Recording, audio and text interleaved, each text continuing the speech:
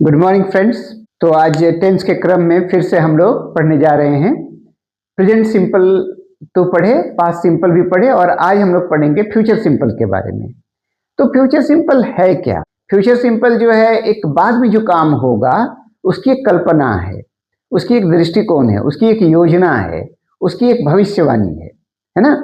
तो किसी भी इंसान का कोई काम को लेकर या अपना ही काम को लेकर या देश का काम को लेकर या भविष्य विश्व के काम को लेकर के यदि कोई भविष्यवाणी है ना, कोई योजना है, कोई कल्पना है, तो उसको आप फ्यूचर टेंस में यूज करेंगे। और फ्यूचर टेंस एक्चुअली क्या है ना, मॉडल ऑक्सिलरी पर डिपेंड है, शैल और विल के ऊपर है। तो शैल विल ऑक्सिलरी है, एक्टिव ऑक्सिलरी। एक्टिव ऑक्सिलरी का मतलब होता है कि जिसके दम पर हम ना एक समय की कल्पना कर सकते हैं, है ना। पीरियडिक टाइम है या नेचुरल टाइम है या लॉजिकल टाइम है। तो ये सब टाइम जो है ना वो ऑक्सिलरी से बनता है, ठीक है। और इसी ऑक्सिलरी के दम पर आप सेंटेंस को पॉजिटिव बनाते हैं, सेंटेंस को नेगेटिव बनाते हैं नॉट लगाकर, है ना। इसी के माने कि के कारण क्वेश्चन बनता है और इसी के कारण जो है ना क्वेश्चन भी पॉजिटिव नेगेटिव बनता है और आंसर भी पॉजिटिव नेगेटिव बनता है माय फ्रेंड्स। ओके, तो ऑक्सिलरी जो है ना हार्ट एंड माइंड है इंग्लिश का, ऑक्सिलरी का मिस्टेक नहीं होना चाहिए, है ना। और देखिए इसमें आई और वी में शैल का यूज मैंने किया है और इसका नेगेटिव होगा शैल नॉट, तो सैंट हम लोग उसको बोलते हैं। सैंट भाषा में सैंट सैंट बोलना बड़ा अच्छा रहेगा। अंग्रेजों की अनुसार टॉ नहीं बोल के अंग्रेज तो बोलता है, तो सैम वो अंग्रेज कहेगा। लेकिन अगर इसी को अगर इम्फेटिक सेंटेंस में चेंज करना है तो शैल की जगह पर विल का यूज होगा, है ना।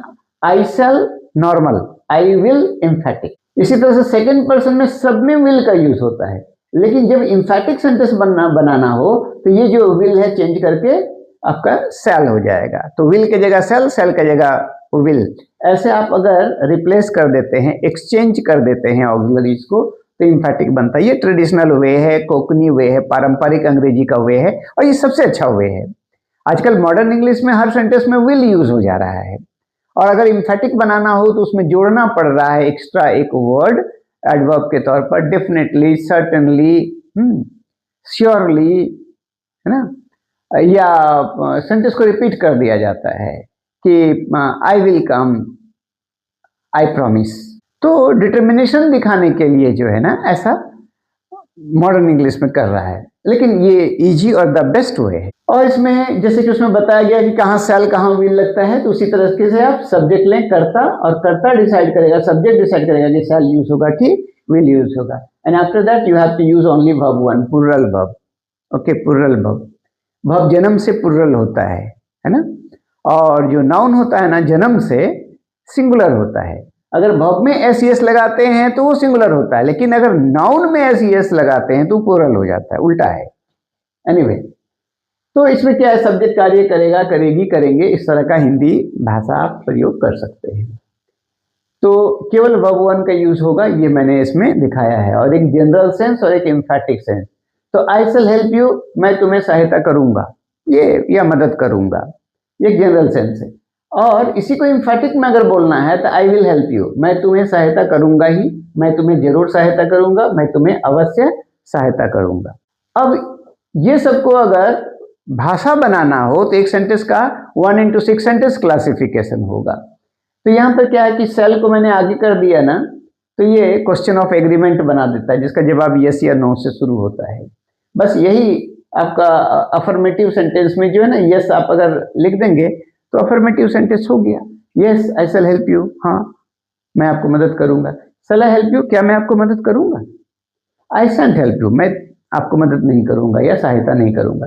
शैंट आई हेल्प यू, क्या मैं आपको सहायता नहीं करूंगा। आप शैंट नहीं बोल करके शैल आई नॉट भी बोल सकते, आई शैंट नहीं बोल करके आई शैल नॉट भी बोल सकते, it's okay.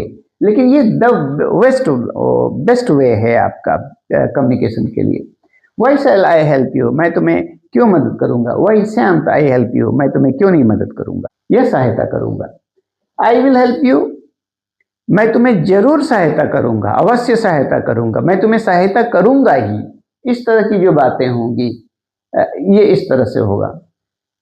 Will I help you, क्या मैं तुम्हें सहायता करूंगा ही? आई वोंट हेल्प यू, मैं तुम्हें सहायता करूंगा ही नहीं। वोंट आई हेल्प यू, क्या मैं तुम्हें सहायता करूंगा ही नहीं। Why will I help you, मैं तुम्हें क्यों सहायता करूंगा ही। Why won't I help you, मैं तुम्हें क्यों सहायता करूंगा ही नहीं। तो फ्रेंड्स आप ना सब्जेक्ट लीजिए, शैल या विल वहां के अनुसार सेलेक्ट कीजिए और संसार के जितने वर्ब वन है या प्लूरल वर्ब आप लगा दीजिए, उसके अनुसार मीनिंग चेंज हो जाएगा और जिस सेंटेंस का जो ऑक्सिलरी है वही 1:6 बनाएगा। मैंने बताया कि मॉडर्न इंग्लिश में जो ना विल का ही यूज होता है सभी सब्जेक्ट में, और इसको इम्फेटिक बनाने के लिए श्योरली, सर्टेनली, डेफिनेटली ये यूज कर दिया जाता है, या आई प्रॉमिस, है ना। और शैल नॉट को शैंट कहते हैं और विल नॉट को वोंट कहते हैं। तो फ्रेंड्स इसको सुनिए, लिखिए, प्रैक्टिस करिए, और जिसको लगता है हम इंग्लिश नहीं बोल सकते हैं आप बोलते रहिए ना, रफ एंड टफ बोलते रहिएगा, रफनेस आएगा, फिर बोलते बोलते प्रैक्टिस करते करते आपका जो है ना वो टोन स्मूथ हो जाएगा, रिदम बहुत अच्छा हो जाएगा, है ना। और फेक योर कॉन्फिडेंस, कि आपको लगना चाहिए कि you believe that you can do and you can do. If you don't believe that I can't do, if you think no really you can't. So practice, चलते चलते बहुत अच्छा चलना सीख जाएंगे, बोलते बोलते बहुत अच्छा बोलना सीख जाएंगे, सोचते सोचते बहुत अच्छा सीख जाएंगे सोचना, लिखते लिखते एक दिन बहुत अच्छे लिख सकेंगे। Okay, so practice makes man perfect and unique, है ना। इसलिए मैं आपको कहता हूं कि अपनी जमी अपनी आसमां पैदा कर, तू सब कुछ कर सकता है, जरा सी एहसास पैदा कर। ओके माय फ्रेंड्स, अगर पसंद आए तो लाइक कीजिए, सब्सक्राइब कीजिए और शेयर कीजिए, हम लोग को मोटिवेट कीजिए कि हम लोग मानव सेवा, समाज सेवा और देश की सेवा कर सके। That's all, thank you very much my friends.